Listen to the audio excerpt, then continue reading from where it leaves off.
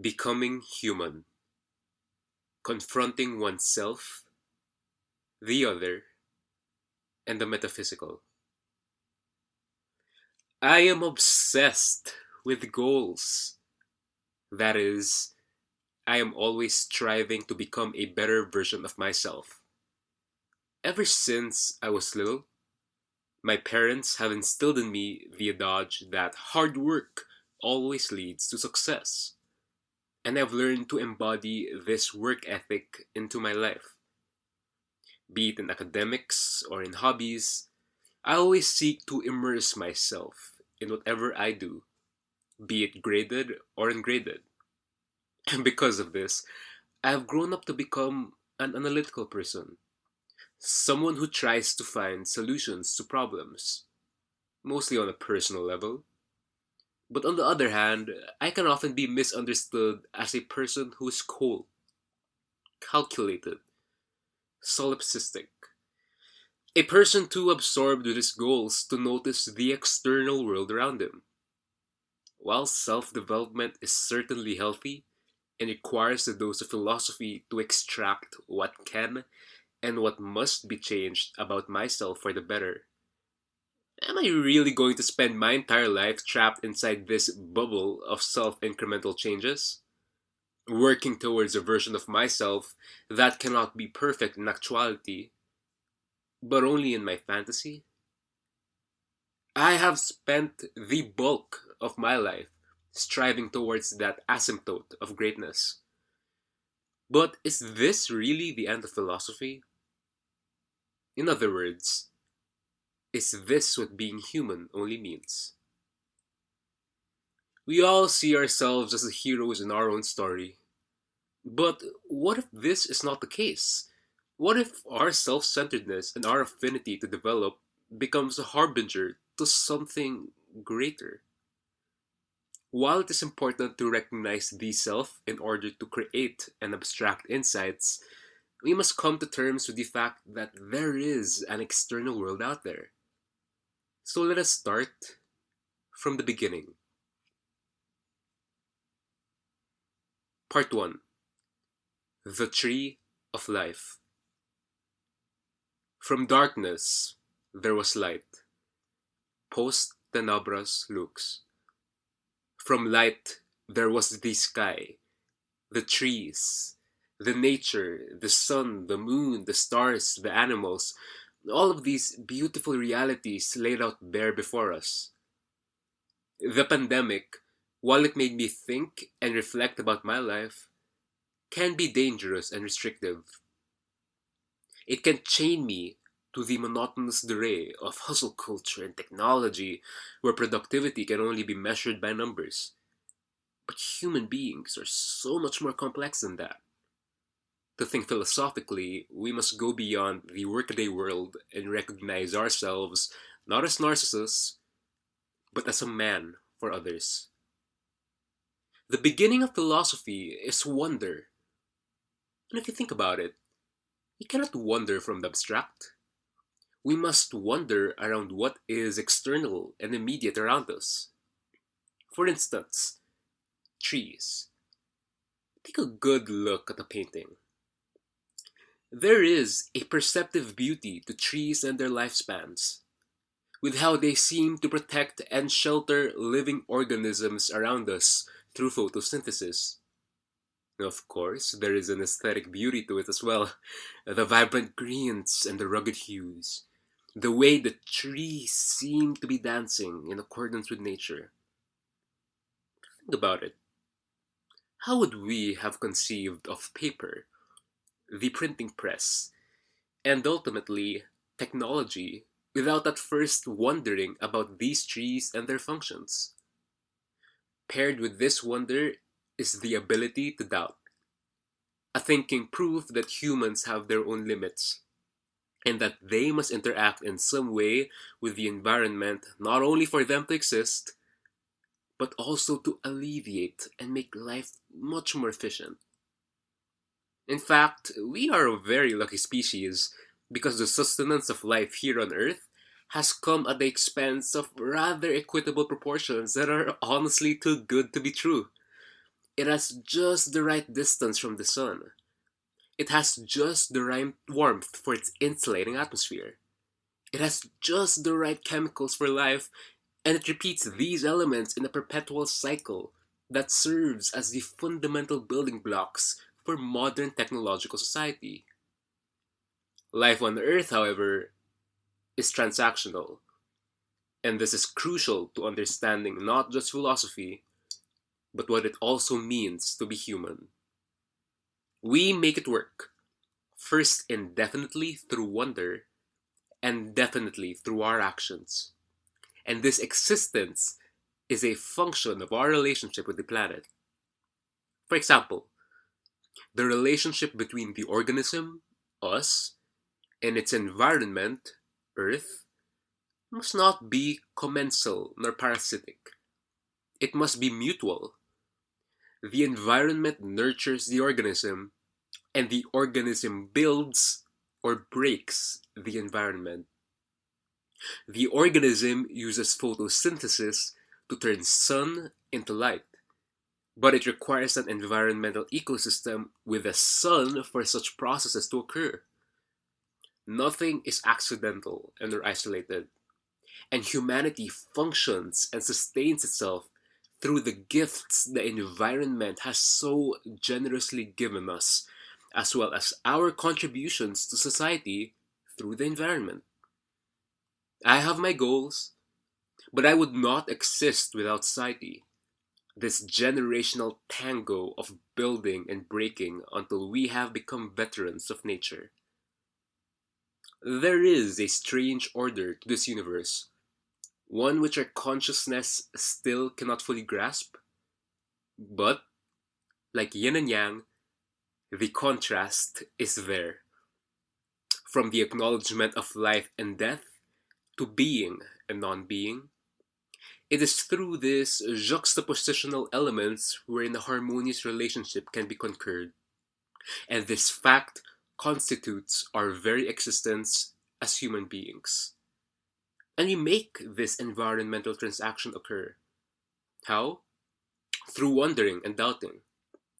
At the root of society lies philosophy. And while economists may argue that money is what drives society, then may I propose that philosophy is the root of all human behavior. That, given the species of man as a Homo sapiens, the wise man, it is through this ability to think where we can band and form solutions to some of the world's greatest problems, thereby giving us the edge over other species. This is how man ruled over the world, the intelligent man, all because of his reciprocal unity with the world through this ability to think. Where did this wonder lead us? To society, to money, to religion, to politics, to power, to fame, to crusades, to wars, to births, to deaths, to flat earth societies, to tacos, to books, to movies, to music, and, above all, to love. Through the concrete can we see the hidden realm of society. And once we realize that our world today would not be as it is without the aid of neighbors helping their neighbors, and vice versa, then maybe we can inject more love into our experiences. Thank God for trading. Thank God for the Silk Roads. Thank God for the fact that we have gadgets, clothes, and shelter to live. Terrence Malick says it best in his film The Tree of Life. Unless you love, your life will flash by. Once we see our relationships with others and the external world as a product of love, then all our suffering and our hardships will turn into sacrifice, accepting that life is about the journey, not the destination, and that no amount of pain, blood, heartbreak, and tears will wipe away the power of love. Man's greatest emotion, one of the catalysts that will expedite philosophy to imbue man as a labor of love. less as a proletariat, but more of a neighbor, not one that races against another, but one that races together with much courage and fortitude in this game called life.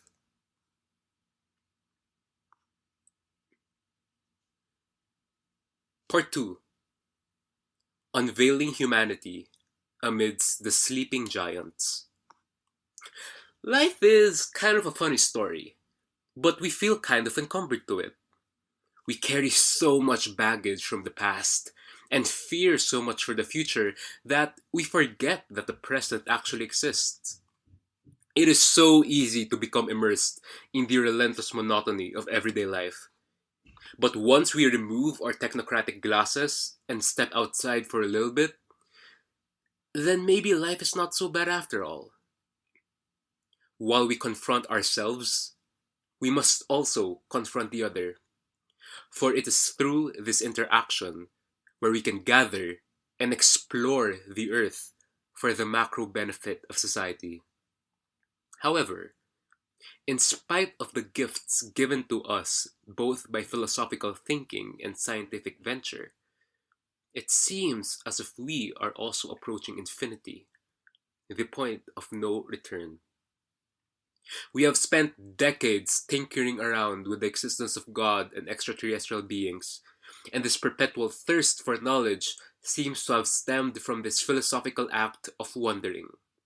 Therefore, in order to understand what it means to be human, we must not only confront ourselves and the other, but also the metaphysical and the implications of technology, with its exponential growth toward humanity. Today, the inquiry science seems to suggest is a fickle thing. It is still relevant in public discourse. 20th century medicine has doubled our life expectancy. Famine and disease have mostly been controlled. Yet, why do we still seem unhappy? Science has made our lives easier, yet more people seem to die from suicide rather than old age. With the birth of online media, we have been inundated with behavior modification, consumerist, and privatization models that demarcate our very idea of liberalism into a set of algorithms and rules laid out on a Facebook page. Other ancient and classical sciences seem to become obsolete and bereft in the arms of the humanitarian experience, one wherein truth is perplexibly reproducible and subjective. Today's pace of change may be swift, but a societal repercussion introduced by science's endless growth in society today is in the subsequent loss of meaning. Technology has a certain form of contrivance to its name.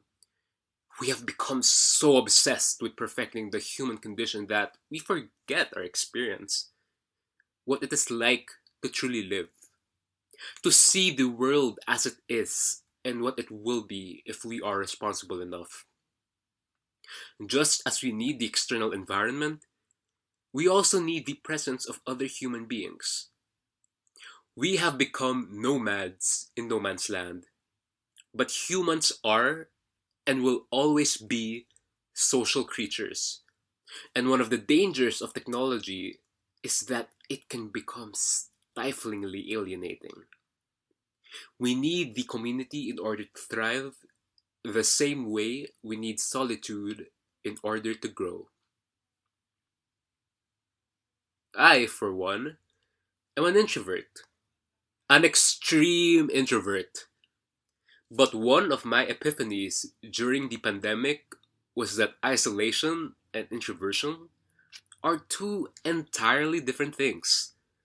Once we set forth and embark on this journey of discovering who we are, not only do we get to interact with our authentic selves, but we also get to appreciate the people we have met, be it family, friends, acquaintances, lovers, or even bullies.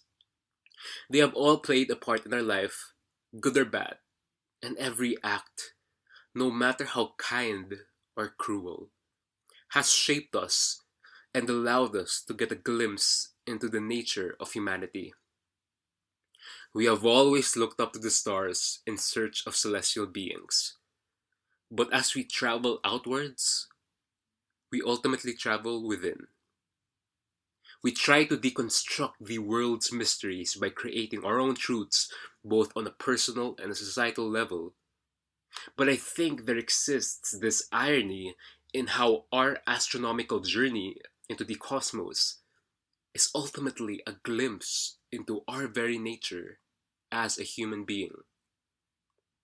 While it has always been in the nature of our species to be an explorer, sometimes, in order to find meaning, philosophy reminds us that it is not always about discovery, but rather introspection.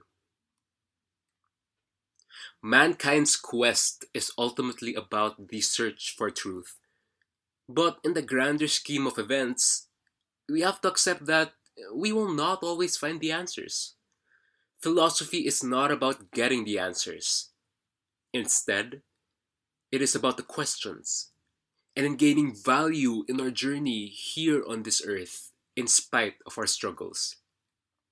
The beginning of philosophy lies in wonder, but we should not use this wonder as a means to abuse what we do not know. In my case, I should not use hard work or the toils of the ratio as a means to overcome suffering and to become the best version of myself, free from mistakes. To be human is to be imperfect. And once we acknowledge this, then all of our personal troubles and trivial complaints will transform into something more meaningful, less of a problem that needs to be solved, but more of an experience that needs to be lived through and through. And this is where we unveil the humanity in this daily struggle of existence, of being, of becoming. To wonder is to accept that we are human, and to be human is to accept that we doubt. So, the ultimate aim of philosophy is not to exactly answer the questions that spring up as we wonder, but to gain insight on a world severely limited by human rationality. By saying this, we can begin to understand philosophy as wisdom possessed by God, trying to gain meaning out of the world as we see fit, no matter how limited or irrational we might be. This act of wondering and doubting never ends, and so is philosophy. It is similar to Descartes' third meditation. Our wondering and our doubting are proof that we, in a way, are incomplete. And while we, most especially me, are constantly aspiring towards greater and better things, to be human is to accept that I have boundaries. And these boundaries, often numerical in nature, do not shape who I am, and that my limitations exhibit a force that is greater, not just in potentiality and actuality, but also indefinitely and infinitely. For instance, while human consciousness is a form of awareness, it is also a form of ignorance. The doors of perception are dynamic, and we have to remove our selective senses in order to see what's invisible to the naked eye. But that is, as of this moment, impossible. As human beings, we are only restricted to a small band of sensations, missing an enormous range of vibrations, cosmic rays, ultraviolet rays, gamma rays, and so forth, that even our current instruments cannot yet perceive. Hey, it's like playing the piano. Performing a Bach fugue or Chopin nocturne requires a selective output. You don't just run your fingers atonally over the keys, but you select certain notes, tonic or not, in a pattern. At the same time, there are keys that you leave out in order to bring out the musicality of such pieces. Similar to what I mentioned above, the universe is a vast system of vibrations full of infinite possibilities that we selectively choose and regard as a human construct.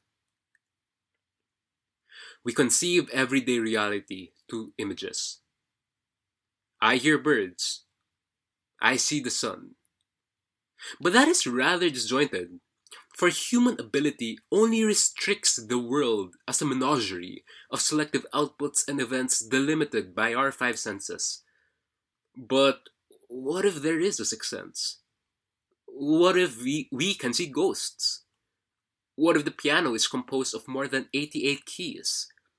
What if there exists a clandestine gem of a musical structure that goes beyond the circle of fifths and that of which enters into a higher transcendental dimension? What if there really is something out there? I do not know. And that is as human as we can get. We have achieved the impossible and conquered maladies such as famine, plague, and war, all through science. But we are somehow never satisfied. As the explosion of the dot-com boom led to the ubiquity of smartphones in our pockets, we now seem to terraform science into a battery pack that seems to satisfy and perfect the human condition. We claim superiority over animals and are now self-made voyagers into the cosmic, expanding our quest for colonization. We fear death, so we try to become God by researching into the science of immortality. However, to deny death is to deny life. We marvel at such possibilities, but when nature will finally unfold its Sibylline secrets, let us not fight back about how or who or why. We are human, we exist, and that is all that matters. We have our bodies and we have our minds. And to be human is to embrace our limitations while aspiring with geniality to become a man for himself and for others. Science may have been a result of philosophy, but algorithms and technologies will soon take over the future. And if it ever comes to the point where we begin to upload our consciousness into digital black boxes that are sent out to space for immortal preservation, then I hope we can learn to live and to become human, as silly, irrational, emotional, aspirational, and painful as it might be. We still do not know what lies out there. We cannot see the future the same way we can see our past. But in spite of our diffidence or apprehensions towards what we cannot understand, we can learn to live. We can learn to love. We can learn to create meaning with what we have right now until our life ends, until time loses its meaning, and until all we have are ourselves and each other. And this is what it means to be human. There is no concrete action to becoming human, for we mold it by ourselves and our understanding of life. But we may start by disengaging from our devices, by listening, by seeing, by smelling, by tasting, by feeling, by wondering. We may be nothing compared to the astronomical depth of any heavenly body out there. And to retain our hubris as a superior species is ultimately futile. For to realize the vast scale of the universe is to abdicate any sovereignty that we might hold. But this does not render our humanity as obsolete. For our senses And this uncanny ability to think and to philosophize is already a beauty in and out of itself. And there is no point in competing with what is out there when humanity is made for Earth. Earth is made for humanity. And this relationship, as minute as it is compared to the imperturbable depth of the cosmos, is what will ultimately constitute our reality and our lives before our passing as a species becomes a doorstep leading to the next stage of evolution. And when the time comes, when we are ready to meet the end, our God, our Creator, or this blank space of metaphysical potentiality, the best we can do is to stand tall, raise our heads with complete dignity, and, with open arms, relinquish our terrestrial physicalities, infusing us one into the hyperreality of time and space as the stars above awake from their celestial slumber.